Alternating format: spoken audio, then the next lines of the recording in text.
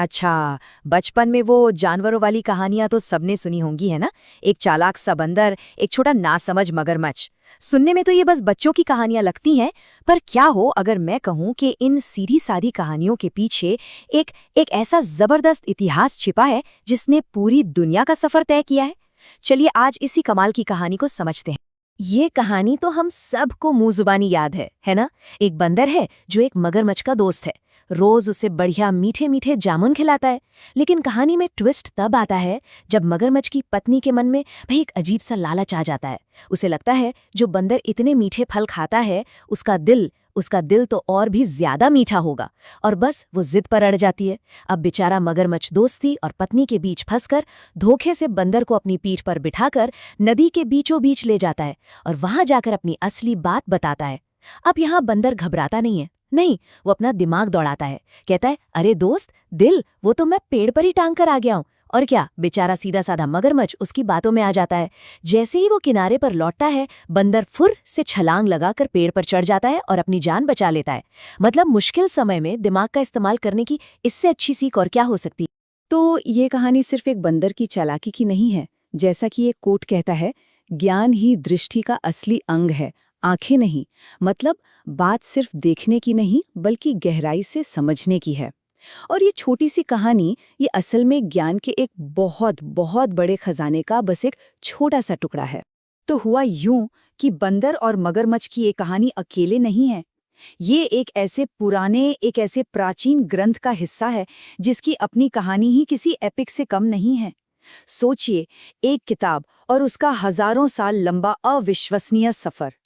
तो यहाँ एक सवाल खड़ा होता है, क्या ये सच में सिर्फ बच्चों को सुनाने वाली कहानी है या फिर ये उस किताब का एक चैप्टर है जिसने दुनिया के इतिहास पर एक गहरी छाप छोड़ी है?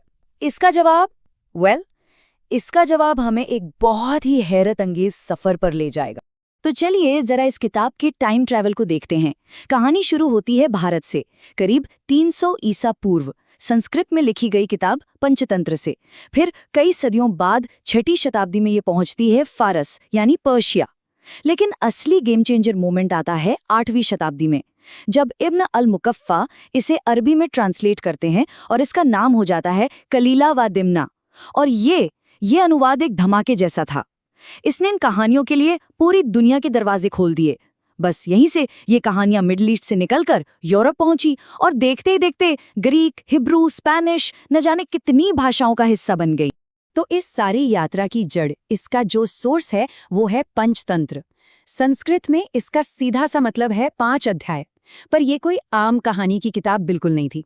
असल में इसे एक तरह की गाइड बुक समझिए, जो राजकुमारों और होने वाले राजाओं को राजनीति और दुनियादारी के दांव पेच सिखाने के लिए लिखी गई थी। अब इतना लंबा सफर, एक जबान से दूसरी तक, एक कल्चर से दूसरे तक, ये ज्ञान पहुंचा कैसे? ये कमाल किया उन महान ट्रांसलेटर्स ने, जो सच में 2 अलग-अलग दुनियाओं के बीच एक पुल का काम कर रहे थे।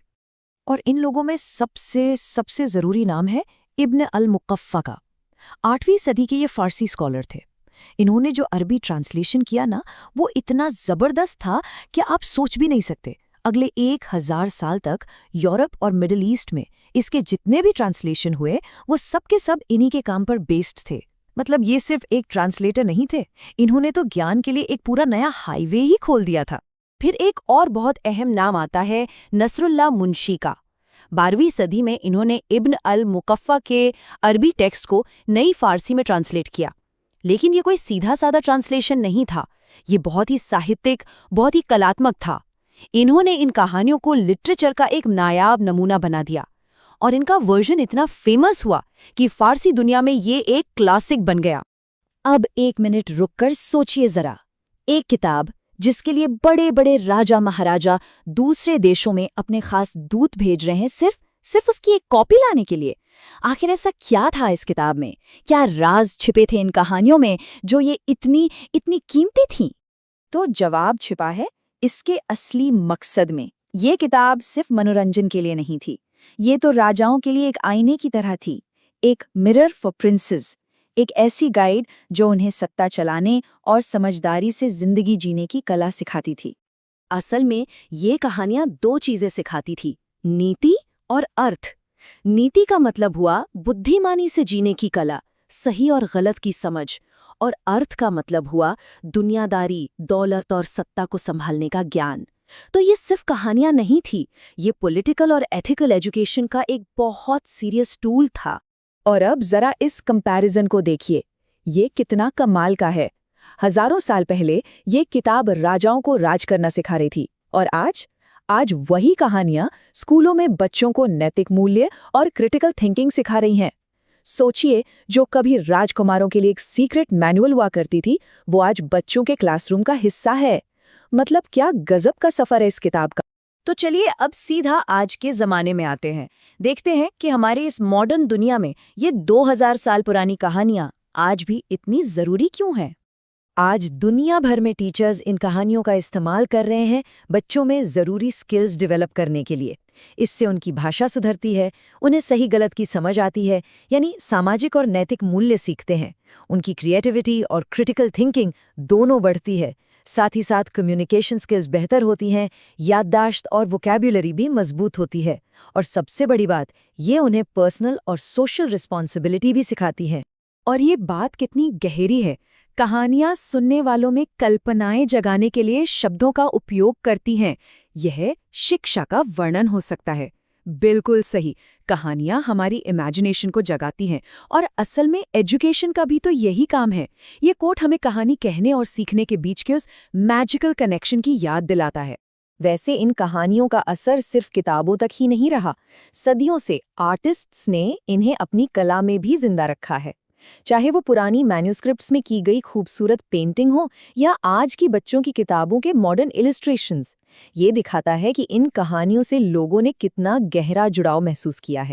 तो घूम फिरकर हम उसी एक बड़े सवाल पर वापस आ जाते हैं। आखिर एक कहानी में ऐसी क्या बात होती है कि वो 2000 साल तक जिंदा रहती है? बड़े बड़े रेगिस्तान, बदलते हुए साम्राज्य और नई नई भाषाएं, इन सबको पार करके वो हम तक कैसे पहुंच जाती है? इसका जवाब शायद बहुत सीधा और गहरा है, क्योंकि ये कहानियां उन सच्चाइयों के बारे में हैं जो कभी नहीं बदलती। दोस्ती, धोखा, लालच, समझदारी, इंसान का स्वभाव, ये सब टाइमलेस है। और इन गहरी बातों को जानवरों के किरदारों के जरिए इतने सरल तरीके से बताया गया है कि हर जमाने और हर कल्चर के लोग इनसे खुद को कनेक्ट कर पाते हैं। और आखिर में ये सबसे जरूरी बात, पंचतंत्र की कहानियां हमें याद दिलाती हैं कि हमारी जिंदगी की बड़ी बड़ी मुश्किलों का हल कहीं बाहर नहीं है, वो हमारे अपने अंदर, हमारी अपनी समझदारी में ही छिपा है। सोचिए, 2000 साल पुरानी एक किताब जो आज भी हमें जिंदगी जीने का सलीका सिखा रही है।